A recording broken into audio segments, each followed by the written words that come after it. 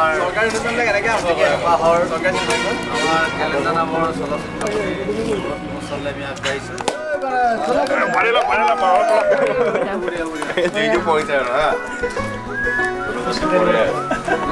ভাল ভাল গম পোৱা গ'ল নহয় ডাক্তৰ ক'ত গ'লা বগা নাই গ'ল বগা নাই গ'ল দেখিছা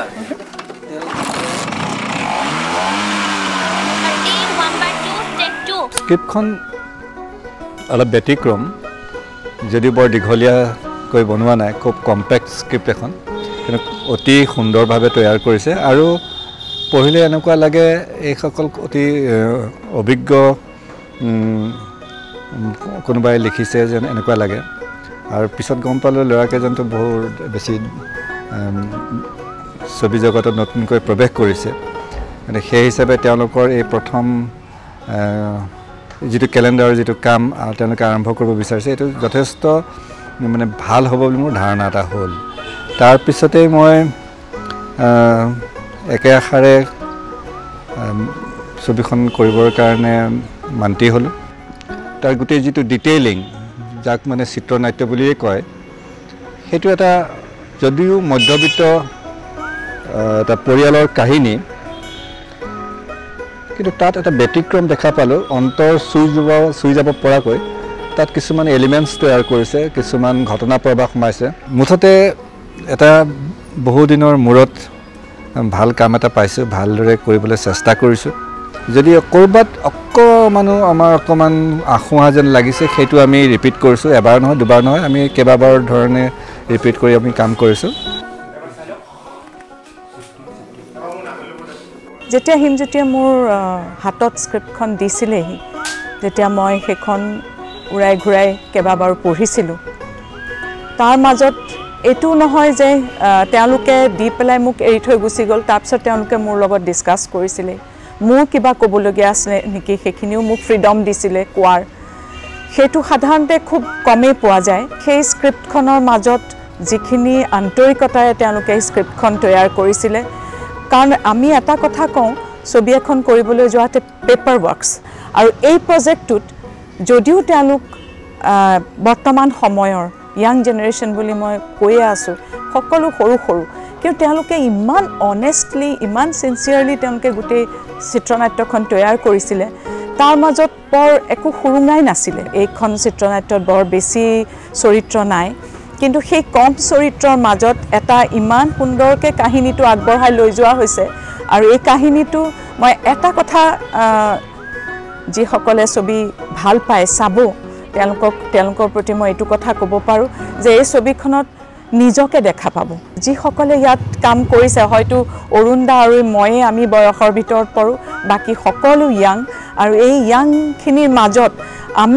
আমি নিজক বিচাৰি পাইছিলোঁ এই দুটা জেনেৰেশ্যনৰ মাজত যিটো আজি সংযোগ হৈছে মোৰ সঁচাকৈ খুব মই সুখী এই কামটো কৰি পেলাই সাংঘাতিকভাৱে সুখী হৈছোঁ আৰু বিশেষকৈ মোৰ এইটো এটা মই আশাৰ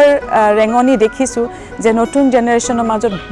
বহুত বেছি টেলেণ্ট আছে তেওঁলোকৰ মাজত যথেষ্ট প্ৰতিভা আছে টেকন'লজি তেওঁলোকে যি ধৰণে ব্যৱহাৰ কৰিছে আৰু সেই টেকন'লজিয়ে কেৱল ব্যৱহাৰ কৰাই নহয় তেওঁলোকে ছবি কৰিব লাগে কৰিছোঁ ঠিক তেনেকুৱা এটা তেওঁলোকে মনোভাৱ লৈ কৰা নাই নতুন নতুন চিন্তা চৰ্চা ক'ত কেনেকৈ তাত সংযোগ কৰিব পাৰে প্ৰতি সময়তে প্ৰতি মুহূৰ্ততে তেওঁলোকে চিন্তা কৰিছে যিকোনো মানুহ এজনে নিজকে মানে ফিল কৰিব পাৰে ষ্টৰিটোত ইম'শ্যনছ আছে কিছুমান জেগাত মানে অকণমান হাঁহি উঠা কিছুমান মমেণ্টছ আছে আৰু যেতিয়া মানে আমি চিনবিলাক কৰি থাকোঁ অবভিয়াছলি মানে দৰ্শকে ভাল পাব কিছুমান চিন মানে একদম ঘৰুৱাভাৱে মানে ঘৰত থকা নিচিনা ফিল এটা দিছে ইমান ডাঙৰ ডাঙৰ আৰ্টিষ্টৰ লগত মই কাম কৰিব পাৰিছোঁ তেওঁলোকে বহুত কিবা কিবি শিকাইছেও মোক সেইখিনি টাইমত কিছুমান বস্তু কাৰণ মই এতিয়া শিকি থকা না এতিয়াও মোৰ একো ইমান নলেজো নাই হৈছে এক্টিঙৰ ওপৰত তেওঁলোকৰ পৰা যিমানখিনি ল'ব পাৰিছোঁ মই লৈছোঁ তেওঁলোকে বহুত সহায়ো কৰে যেতিয়া চিনটো আমি পঢ়োঁতে মোক বুজায়ো যে তুমি কেৰেক্টাৰটো এনেকৈ সোমোৱা বস্তুটোত মানে তুমি আমাৰ ল'ৰা মোক তেতিয়া কেৰেক্টাৰৰ নিচিনাকৈ মানে মই তেওঁৰ ল'ৰা হওঁ তো তেওঁলোকে তেনেকৈ মোক বিহেভ কৰে চ' মোৰ কিছুমান বস্তুত সোমাবলৈ মোৰ ইমান দিগদাৰী নহয় মই তেতিয়া ফিল কৰিছোঁ যে স্ক্ৰিপ্টত মানে কেনেকৈ মানে ষ্টৰিটোত কেনেকৈ সোমাব লাগে তো অৰুণ দা আৰু মলয়বাক থ্যাংকস মোৰ ফালৰ মানে মোৰ ইমানখিনি সহায় কৰি দিয়াৰ কাৰণে মই ভাবোঁ দৰ্শকেও বহুত ভাল পাব তেওঁলোকে চোৱাৰ পিছত কমচে কম এটা ৱৰ্ড মই শুনিব পাৰিম হলৰ পৰা ওলোৱাৰ পাছত যে আজি এখন মই বিৰাট ভাল চিনেমা চাই ওলাই আহিছোঁ মানে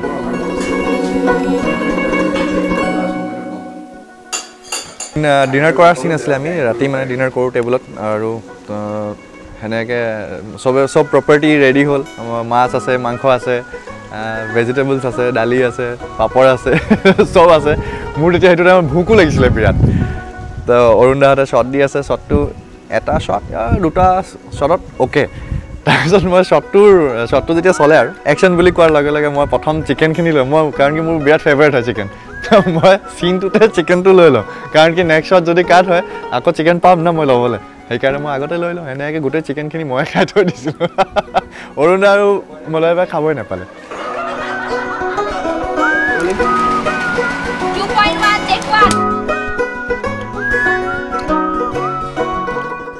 আজিৰ পৰা প্ৰায় 2-3 বছৰমান আগৰ পৰাই এটা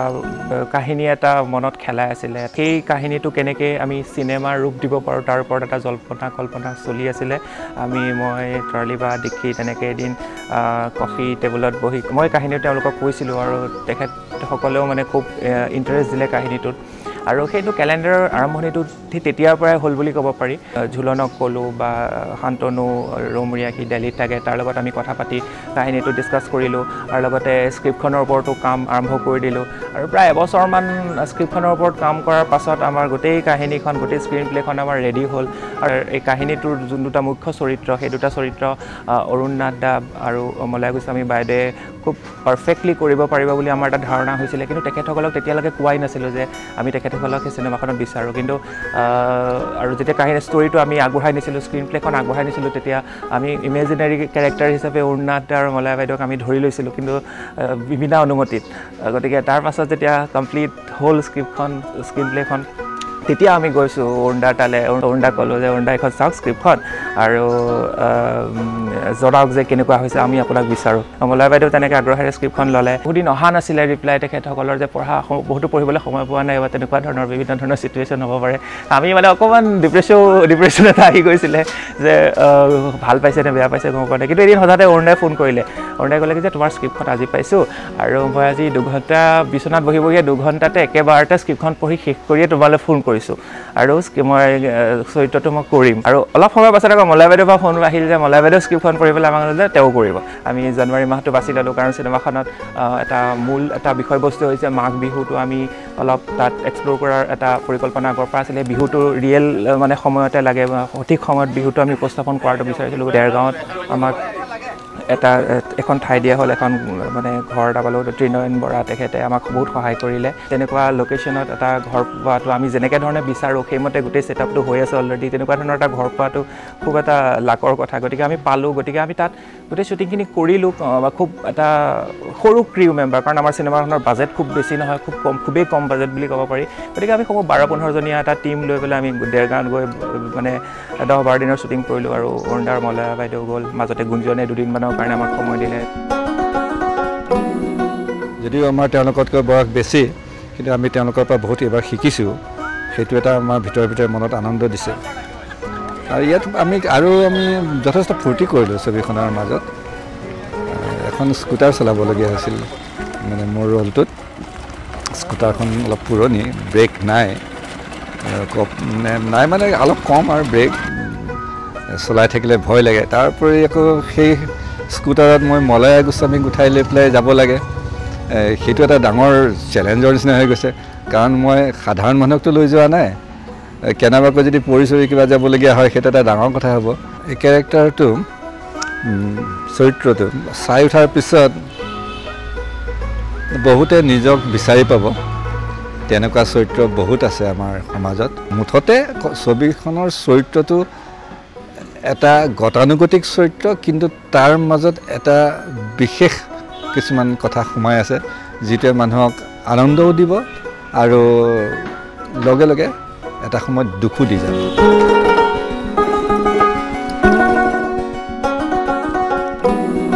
ষ্টৰী যেতিয়া লিখি আছিলে হিমে that was also a point I was really very impressed যিটো সাবজেক্ট লৈছে সেইটো very impressive আৰু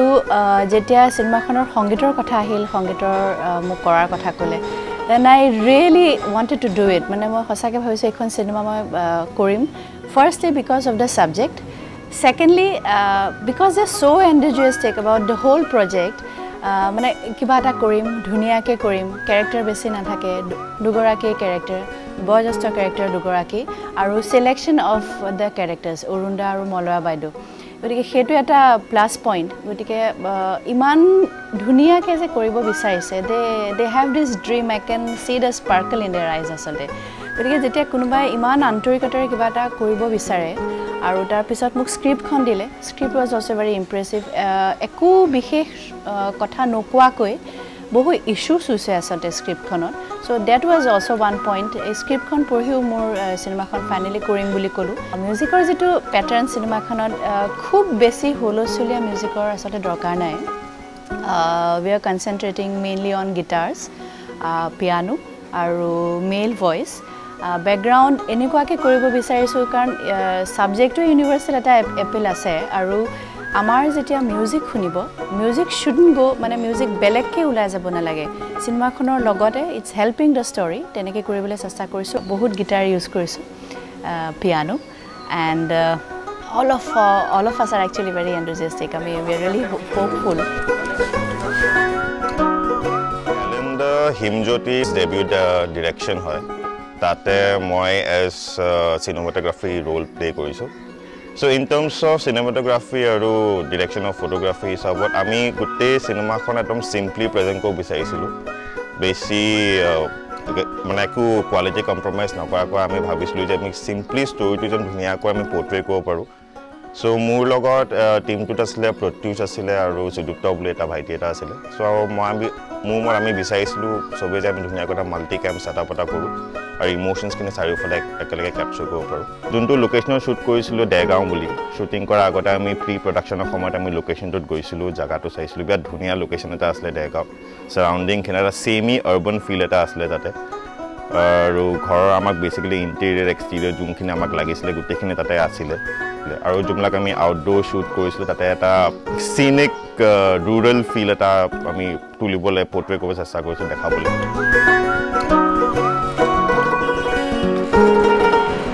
প্ৰতি মুহূৰ্ততে তেওঁলোকৰ লগত যিখিনি সংযোগ ঘটি আছে সেইখিনি মোৰ কাৰণে সদায় I'll always cherish in my heart সদায় মনত ৰাখিম ইমান মৰম লগা কিছুমান মুহূৰ্ত গৈছে আৰু বিশেষকৈ মোৰ এই বিহু মাঘ বিহু এই বিহু সদায় মনত থাকিব হিমজ্যোতিয়ে মোক প্ৰথম কৈছিলে যে বাইদেউ বিহুটো যদি ঘৰত নাপাই বেয়া পাব নেকি মই বোলো নাপাওঁ কেতিয়াও নাপাওঁ মাঘ বিহুত যথেষ্ট আনন্দ কৰিলোঁ ভোজ ভাত খাই ছবিৰ মাজতে গতিকে এই বিহু মোৰ সদায় মনত থাকিব ইমানে অকণ ল'ৰাই ইয়াত কাম কৰিছে কিন্তু খুব আন্তৰিকতাৰে যে এজন আমাৰ ষ্টিল ফটোগ্ৰাফাৰ আছিলে তিনি সৰু ল'ৰা অকণমানি ল'ৰা মাকে মোক ফোন কৰি কৈছে আপুনি চাব দেই মোৰ ল'ৰাটোক তেওঁলোক কাম কৰিবলৈ আহিছে অথচ মই চাম বাৰু ঠিক আছে মই চাওঁ আপোনাৰ ল'ৰা ঠিকে আছে আপুনি চিন্তা নকৰিব তাৰোপৰি আমি খুব এনজয় কৰিছিলোঁ যে স্কুটাৰখন বেয়া স্কুটাৰ গতিকে গোটেই ইউনিটৰ সকলোৱে স্কুটাৰ ঠেলিছিলে সেইবোৰ মুহূৰ্ত পাহৰি নাযাওঁ আৰু সঁচাকৈ জীৱনৰ কাৰণে এটা নতুন অভিজ্ঞতা গোটালোঁ আৰু মই ভাবোঁ এনেকৈয়ে সুন্দৰকৈ কাম কৰি যাব ভৱিষ্যতে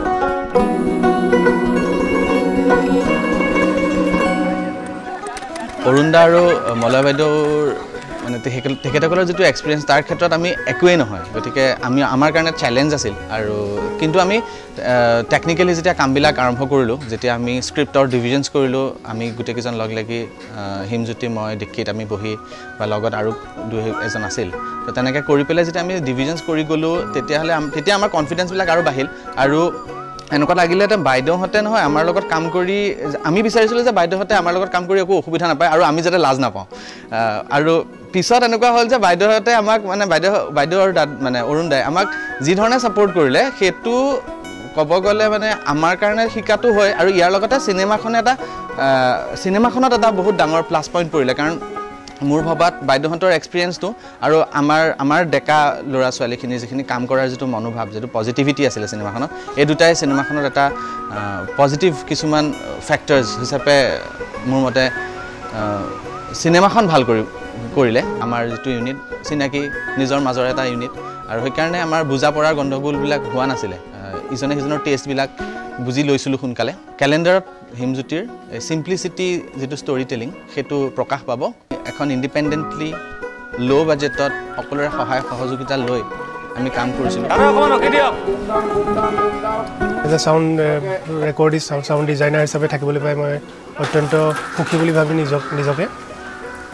যিহেতু অসমীয়া ছবিৰ কাৰণে চিং চাউণ্ডটো এটা নতুন বিষয়বস্তু প্ৰায় 2-3খনমান ছবি ইয়াৰ আগতে চিং চাউণ্ড হৈছে গতিকে তেওঁলোকেও যে চিং চাউণ্ডৰ কাৰণে মানে প্ৰথম আগবাঢ়ি আহিছে সেইটো মানে প্ৰথম মোৰ লগত আলোচনা কৰিছে গতিকে প্ৰথম সেই বস্তুটোৱে প্ৰথমে ভাল লাগিছিল নতুন ঘৰ কিছুমান নিৰ্মাণ হৈ আছিল তাতে এনি টাইম আমাৰ যিটো লোকেশ্যন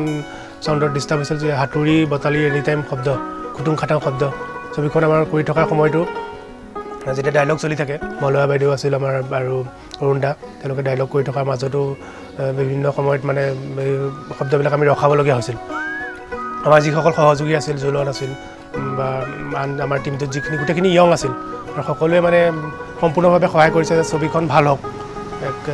হিমজ্যোতিৰ যিটো চিন্তাধাৰা এই চিন্তাধাৰাটোক মানে আগুৱাই নিবৰ কাৰণে সকলোৱে হেল্প কৰিছে আৰু আমি আশা কৰিছোঁ খুব এখন সুন্দৰ ছবি দৰ্শকে উপভোগ কৰিবলৈ পাব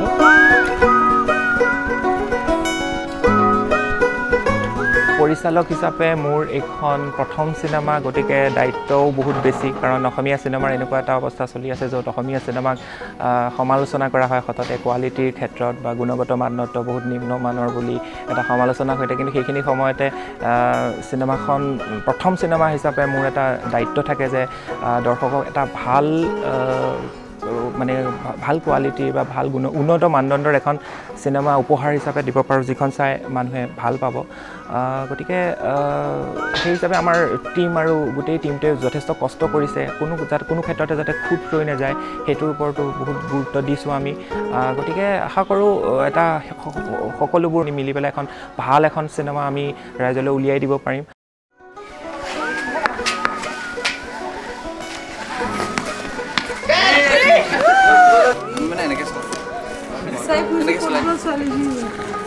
আমি কফি বনাই আছোঁ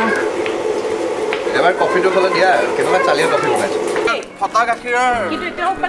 ই বনাই থাকোঁতে লৈছিলেতো হে এতিয়া আনিছোঁ নহয় গাইজনী ডিপ্ৰেশ্যন থাকে